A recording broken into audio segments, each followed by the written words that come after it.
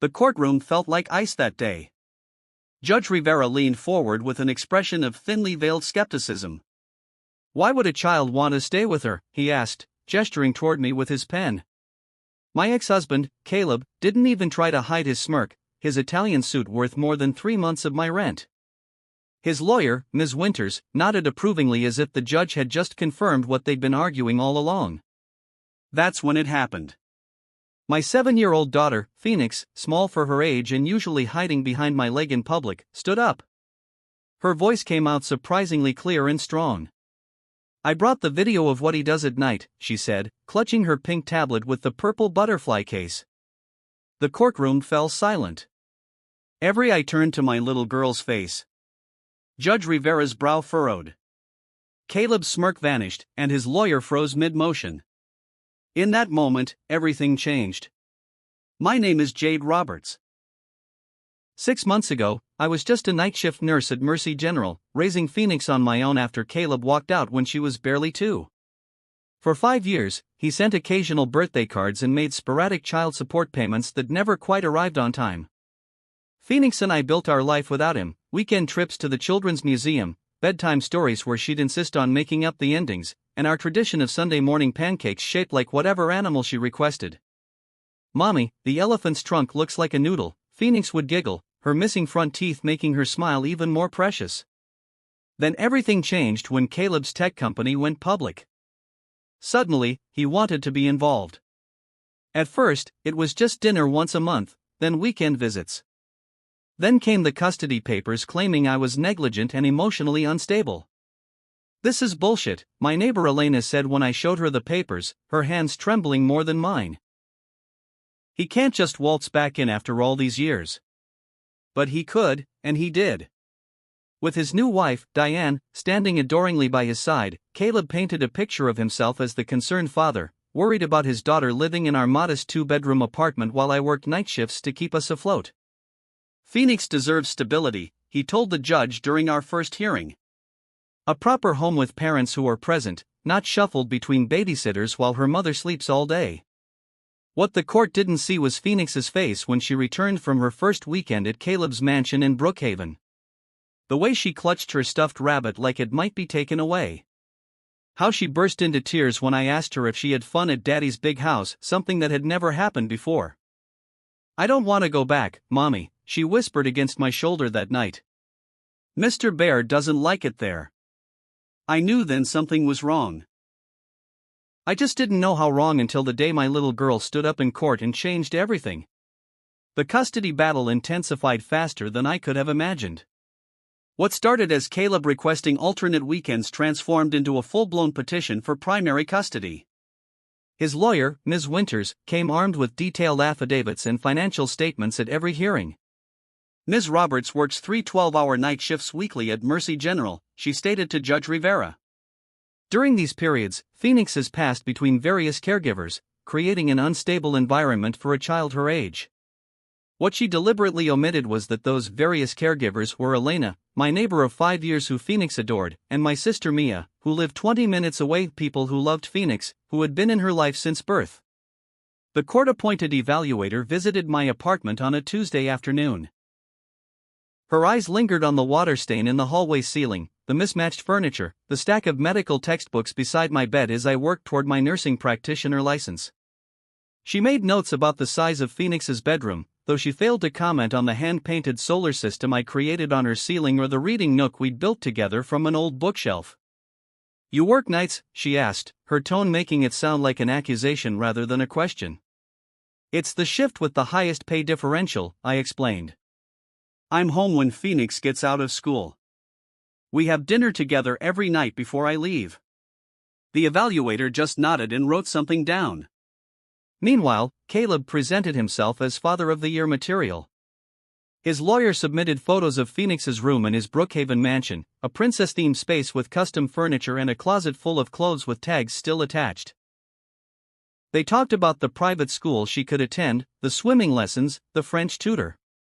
"It's in the child's best interest to live in an environment where her potential can be fully realized," Ms. Winters argued. After each court appearance, I'd drive home with my hands shaking on the steering wheel. Elena would be waiting with Phoenix, usually coloring or playing with sidewalk chalk on our small concrete patio. How'd it go? Elena would ask quietly while Phoenix was distracted. I couldn't even answer most days. The changes in Phoenix became impossible to ignore after her third weekend at Caleb's. She started having nightmares, waking up crying for me. She developed a habit of hiding her favorite toys before leaving for his house. Why are you putting Mr. Bear in the laundry hamper, sweetie? I asked one Friday afternoon. So he's safe until I come back, she whispered, not meeting my eyes. When I picked her up on Sunday evenings, Diane would hand her over with a tight smile. She was very difficult this weekend, she'd say within Phoenix's earshot. Wouldn't eat her dinner. Threw a tantrum at bedtime. Perhaps she needs more discipline at home. Phoenix would remain silent in the car until we were at least halfway home. Miss Diane doesn't like my voice, she finally told me one night. She says little girls should be quiet unless they're spoken to. There were other signs, too. Phoenix started wetting the bed again, something she hadn't done since she was 4. She began chewing her fingernails until they bled. Her first-grade teacher, Mrs. Kennedy, called me for a conference. Phoenix seems withdrawn lately, she explained, showing me artwork my daughter had created during free time. The once colorful pictures were now mostly dark scribbles. Is everything okay at home?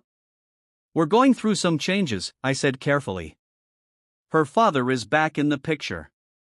Mrs. Kennedy's expression softened. She mentioned that.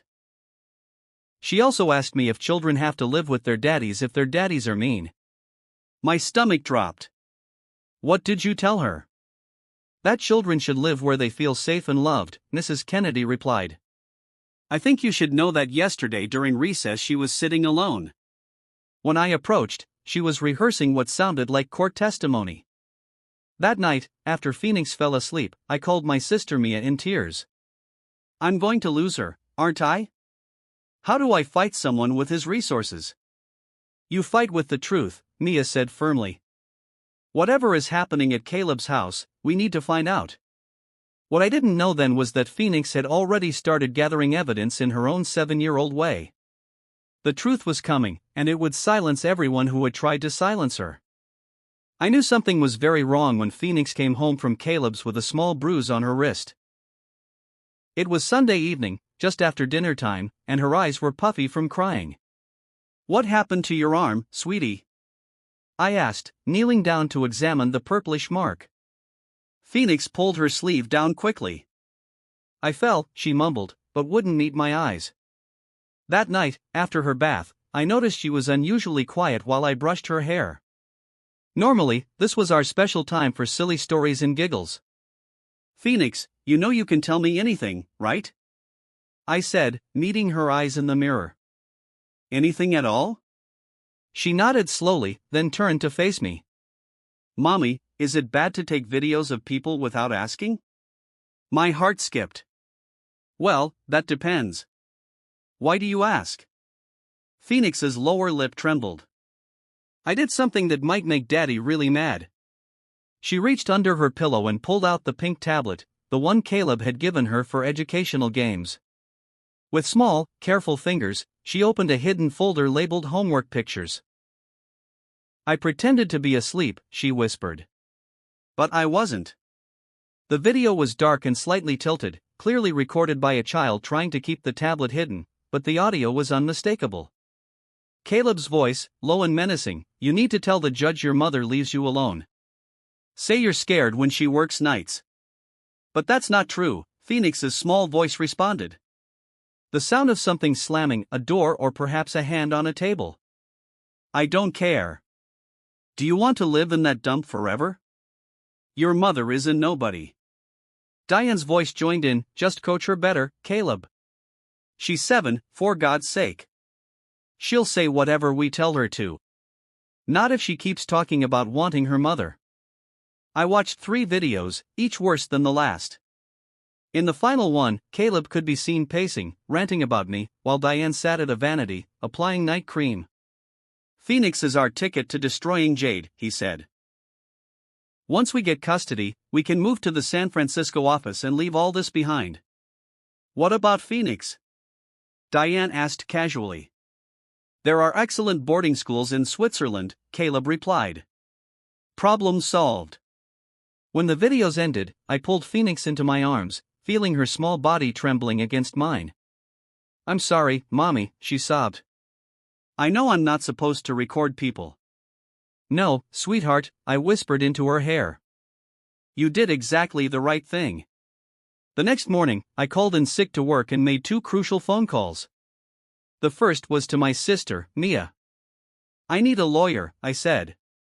Not just any lawyer, someone who will fight like hell. An hour later, I was sitting across from Rachel Kapoor, a family court attorney Elena had recommended. I'd expected someone older, but Rachel's youthful energy was matched by the fierce intelligence in her eyes. Let me see the videos, she said after I explained the situation. Rachel watched silently, taking notes, her expression growing darker with each passing minute. In most states, recordings made by a child in their own home may be admissible, especially when documenting potential emotional abuse, she said finally. But we need to approach this carefully.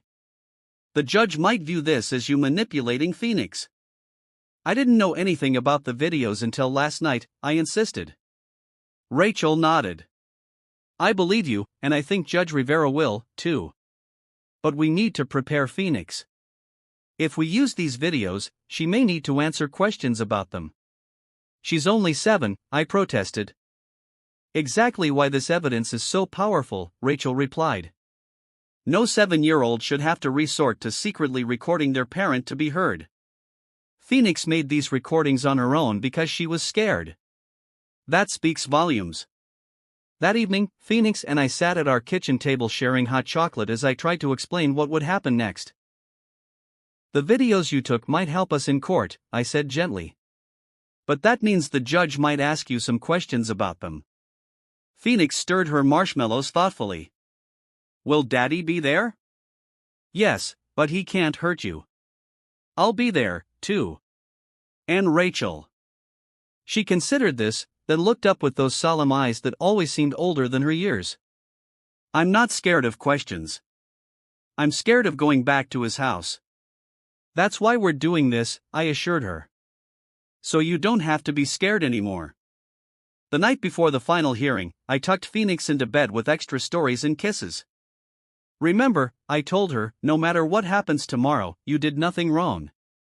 And I am so proud of you for being brave. Phoenix hugged Mr. Bear tight to her chest. Mommy, Ms. Diane said little girls should be quiet, but sometimes being quiet means nobody hears you when you need help. In that moment, I saw a strength in my daughter that I hadn't fully recognized before.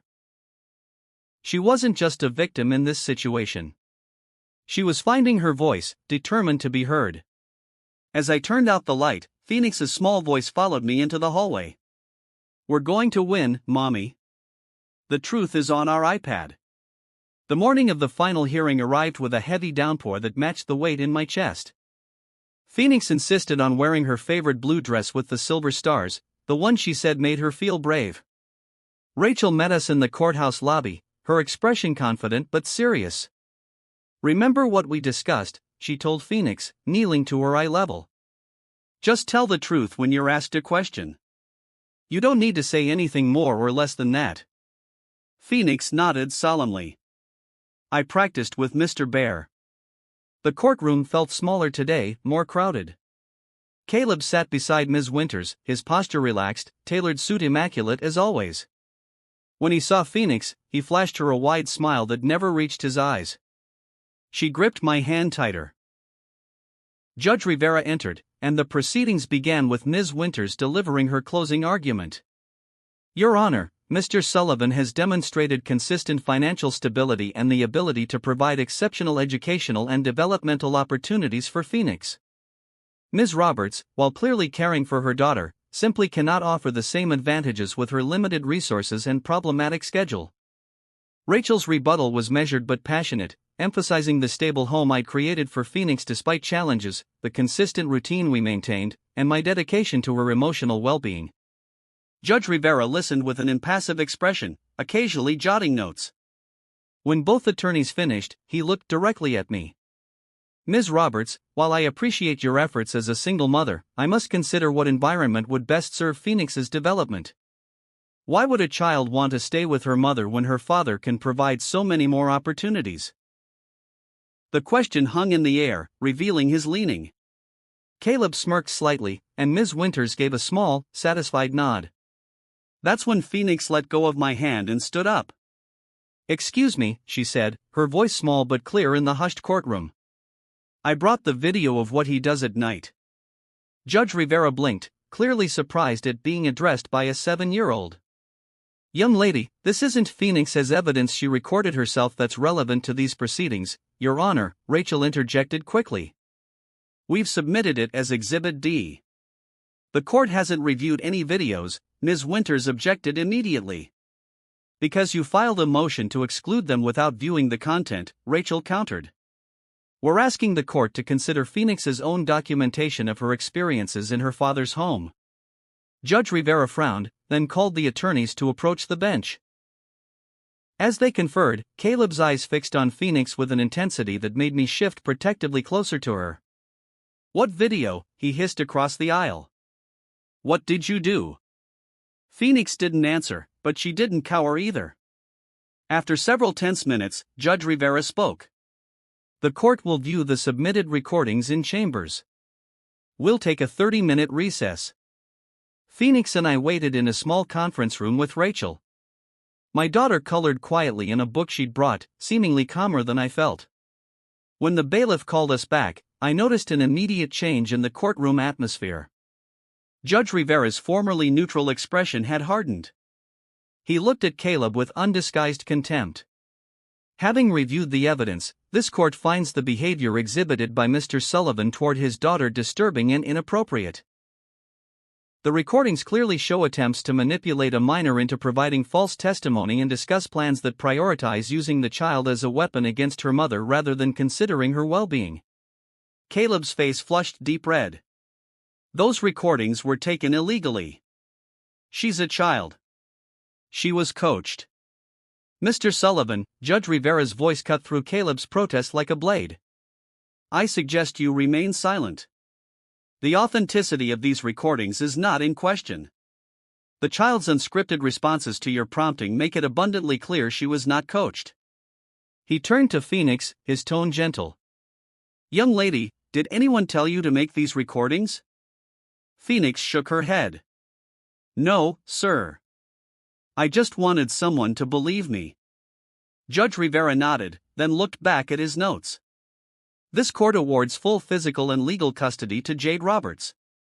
Mr. Sullivan will have supervised visitation only, pending completion of parenting classes and anger management therapy. Ms.